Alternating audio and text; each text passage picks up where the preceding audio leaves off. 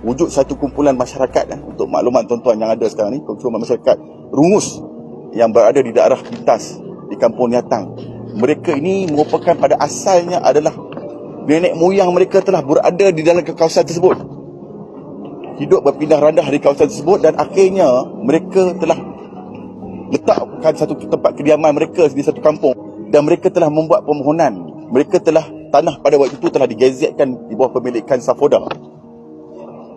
Safoda amat bertimbang rasa kerana memahami bahawa mereka ni merupakan penduduk asal di kawasan tersebut, telah membubarkan warta pemilikan tanah, warta tanah, kepentingan tanah tersebut yang merupakan pemilikan Safoda. Tetapi malangnya ada berlaku kecuaian ataupun berlaku satu benda yang dipanggil, mungkin kita katakan salah laku pihak-pihak tertentu, yang menyebabkan tiba-tiba tanah yang mereka tinggal, tanah yang mereka bercucuk tanam, tiba-tiba telah dikeluarkan geran kepada individu yang tidak ada kena mengena dengan tempat ni, yang tidak pernah tinggal di situ, yang tidak pernah bercucuk tanam di situ, dan diberikan kepada satu kumpulan masyarakat yang tak ada kaitan dengan situ. Kita telah membuat kajian dan kita dapati bahawa berlaku satu situasi yang sangat pelik dan ajaib. Contohnya, macam yang Datuk Michael tunjuk ni, ini satu contoh. Bagaimana telah dikeluarkan satu laporan perintah yang menulis di sini bahawa tanah tersebut, bukti-bukti yang saya dengan ini menolak tuntutan tidak ada bukti pendudukan selaras dengan Seksyen 15. Ini dokumen ni tau, ini dokumen rasmi tau, yang telah mengesahkan bahawa seolah-olah tanah adat, tanah tempat mereka tinggal berketurunan tidak berpenduduk, sedangkan mereka telah berpenduduk, nenek moyang mereka berada di situ, nenek moyang telah dikuburkan di kawasan tu. Kita terpanggil untuk membawa isu ni kerana tanah mereka ni diradu. Mereka tanam tanaman untuk cucuk tanam makanan mereka. Tanaman bagaimana mereka tanam getah dengan dikawal selia dengan bantuan daripada agensi lembaga getah, lembaga industri getah Sabah. Tiba-tiba diradu dengan begitu saja, dengan begitu zalim dan kejam.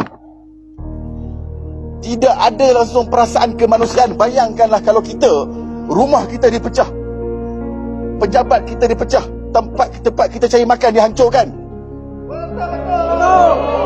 Bayangkan perkara ini boleh berlaku. Jadi tuan-tuan, ini merupakan satu penindasan, satu kezaliman terhadap orang yang miskin dan orang yang susah. Orang yang miskin ditekan, dipijak. Kita datang hari ini bukan untuk mengecam ataupun untuk mengkritik mana-mana pihak. Kita datang atas dasar simpati yang keterlaluan. Tersangat sedih dengan satu perkara yang berlaku di dalam negara kita ini. Kita ingin bertanya hari ini kepada pejabat tanah dan UKO, mengapakah laporan sedemikian dikeluarkan? Mengapakah dinyatakan bahawa tanah ini seolah-olah tidak berpenghuni, tidak ada bukti kependudukan? Bukankah sudah tahu bahawa tanah ini sudah dimohon, permohonan dibuat? Kenapa tidak dimaklumkan kepada pejabat tanah, kepada penduduk yang ada, bahawa ada permohonan baru telah dibuat?